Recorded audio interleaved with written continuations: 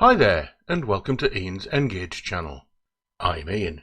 In previous videos I showed how I performed curved incline testing on my test track using a selection of trains, and had come to the conclusion that it was better to pull a train than to push it.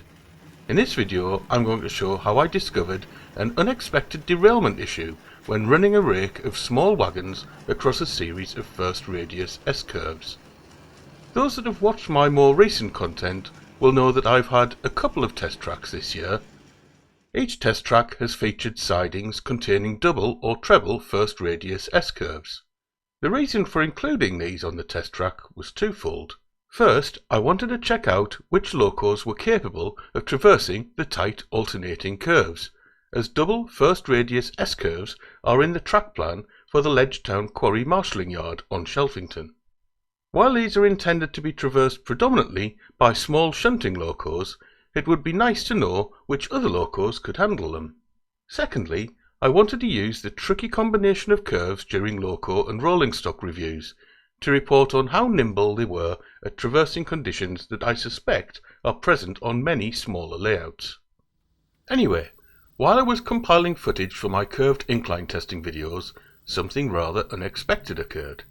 I pulled a rake of Pico ferry wagons out of the sidings with the Hunslet, and the train had negotiated both the combination of curves and the incline very nicely. Once at the top of the incline, I pushed the train back into the original siding.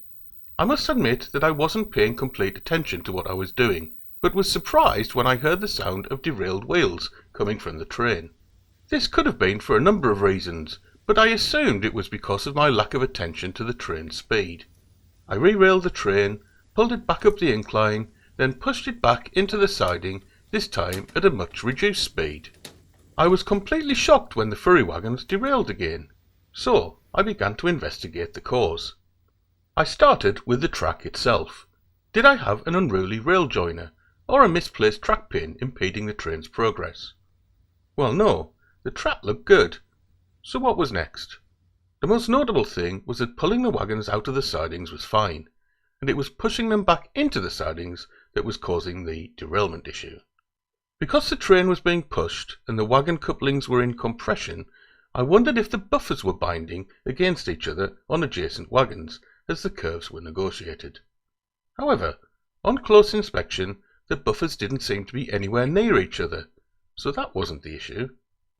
I wondered if it was because the wheelbase of the wagons was just too long to be pushed through the double S-curve. So I compared the ferry wagons with the dapple dogfish wagons, which were slightly shorter but of similar length,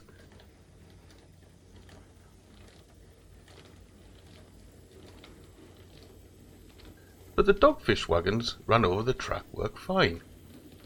The dogfish wagon wheels were metal, whereas the ferry wagon wheels were plastic, so I wondered if this was a problem.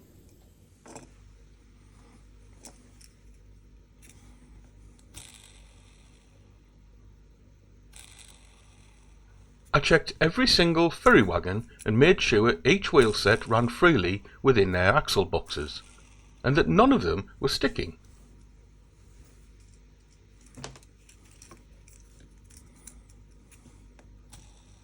And they all ran fine, so that wasn't the problem either.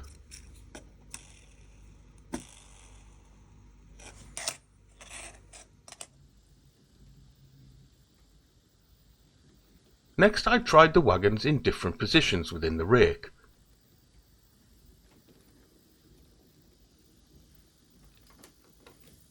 But whatever order I tried, a derailment always seemed to occur at the same point entering the siding.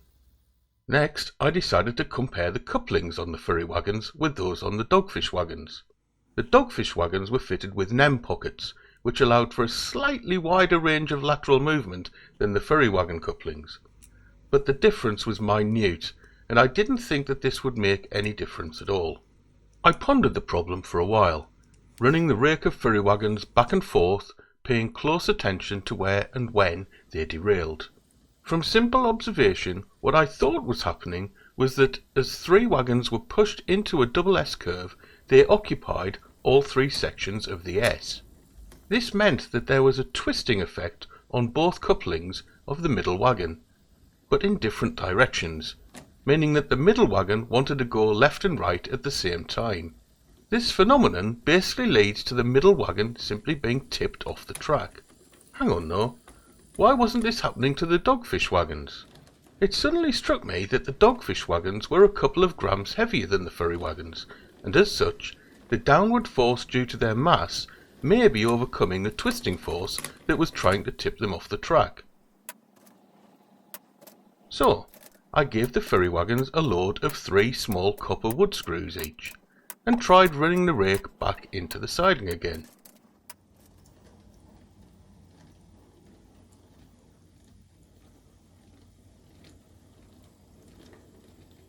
Well, wouldn't you know? Success! Of course, one should be careful not to add too much mass to each wagon, else climbing inclines becomes a problem again, as the total weight of the train exceeds the amount that the loco is capable of pulling, or indeed pushing. I have to say that I found this quite an interesting experiment, as I just assumed that such small wagons would easily handle combinations of short radius curves right out of the box, whether being pulled or pushed.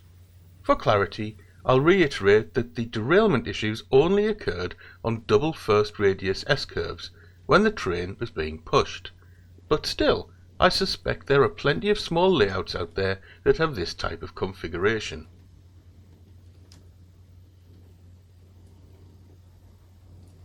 Okay, so that's about it for this update. I hope you found it interesting or at least informative. Let me know if you've suffered from similar issues and how you solved them. Alternatively, if you've got any hints, tips, useful tools or techniques to pass on to a beginner in N-Gage modelling, or if you simply want to say hello, then please do so in the comments section. Anything and everything you've got to say will be greatly appreciated. In the meantime, thanks very much for watching. Hopefully I'll have another update on my progress soon. Bye.